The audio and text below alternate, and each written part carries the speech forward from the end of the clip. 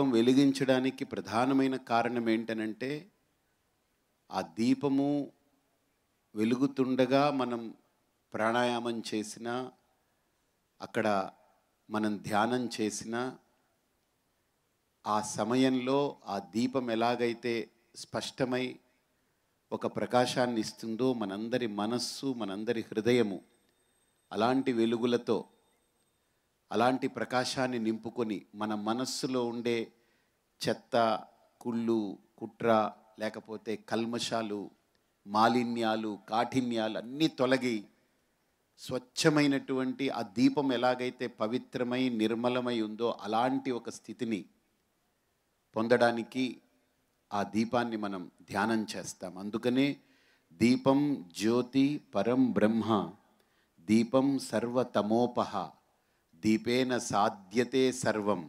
సంధ్యాదీపం నమోస్తుతే అని. మీరు చేసేది కూడా ఒక యజ్ఞమే. మీ నుండి వెలువడేటువంటి ఈ ధూపం మీరు చూస్తే పాపాలు పోతాయనంటే, పాపం అనంటే మనకు తెలియని అంశం. పాపం ఏదైనా కావచ్చు.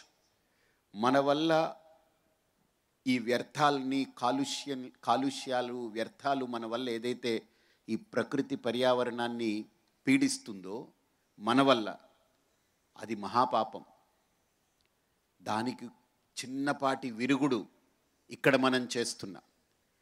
అందులో ఆ నూనె కూడా కల్తీ నూనె వాడామనుకోండి, ఆ నూనె కూడా ఏది పడితే అది వాడామనుకోండి, దానికి విరుగుడు ఎలా అవుతుంది? అందుకని దీని గురించి ఆలోచించాను. భారతదేశంలో పెట్టే ప్రతి దీపము పాపాన్ని తొలగించేదంటే, పర్యావరణాన్ని కాపాడేది. ప్రకృతికి మేము చేసే ఆ అశుభాన్ని ఈ పవిత్రమైన దీపం ద్వారా తొలగించుకుంటామని ప్రతి హిందువు వెలిగించే ఈ శివుడికి హారతి.